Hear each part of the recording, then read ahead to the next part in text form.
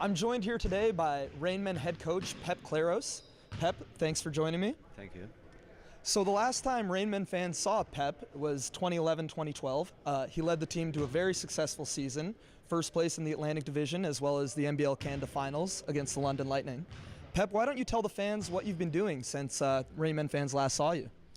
Well, just when we finished the final, from London, I fly directly to Cancun. I took a team that we were competing the Continental Latin American Championship, and we got a very nice season. We won the Continental one, so I keep the job there, and also I continue. I already was the national team head coach in Mexico, so I was having both for 2 years, and then I also last year I was coaching in France, in the south of France. I'm living originally in Barcelona, so it was 2 hours away from my home. I can stay with the family a little bit, and everywhere it was a little bit close and familiar, you know. So it was good also to remember and improve a little bit our French. After you've been practicing all year like this, How are you able to coach players in different languages, in different countries, and really have the language of basketball resonate and transcend language? Well, because basketball is also just a profession. So in all the jobs in the world, people from different countries, they can work in the same thing and work as a unit, get together and make the things happen. So basketball must not be different. So it's not about talking the same language, that it can be. It's more about talking the same things. And that's why nationalities, it doesn't matter, really doesn't matter. It's more about trying to be part of something.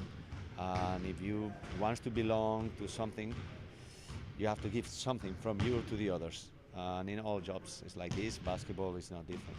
Now let's talk a little bit about this year's Rainmen team. Of course, I mentioned last time you were the Rainmen head coach, you led them to the championship finals, tough loss to London in Game 5. Does this year's team have what it takes to make a championship run? We'll see, because words and words and facts. And we can talk a lot, but we gotta show it. And we are very far from that right now, in terms of team spirit, in terms of mentality, in terms of hard work. We are far from that.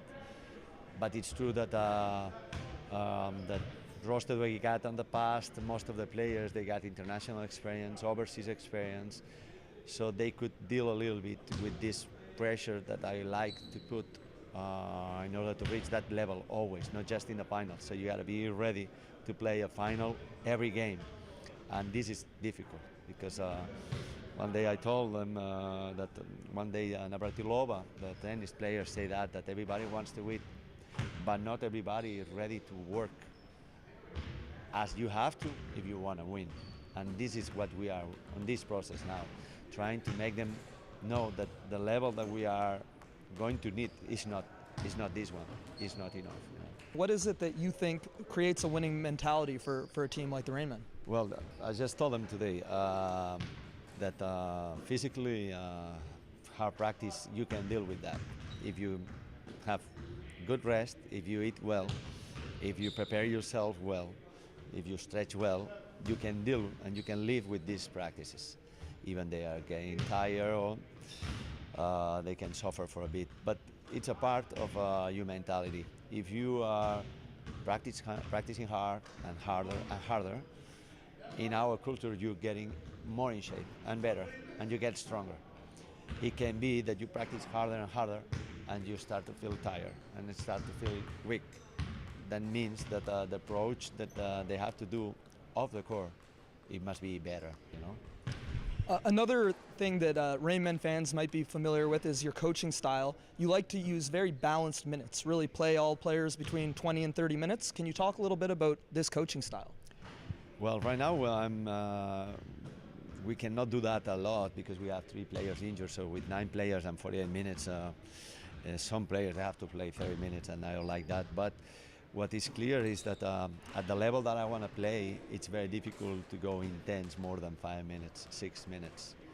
So if you let them play longer, they start to rest a little bit in some aspects of the game that they are key. And when you're going to win or lose for one basket, you cannot have these short periods of rest. So I want to avoid all these resting periods, and that means that when you are not giving your maximum, it's better you sit. And if you're ready to give it, you can come back. And in my team, everybody play because everybody must feel important and everybody must do something important for the team. So it's not about the scoring or just the defending. Or it must be that you have to give all out on offense, on defense every minute. If you don't do that in practice, you will not play. If you don't do it 2 times in practice, you will not be in the team. So at the end, you start to make them understand the only way that they can play and help the team is giving all out every time.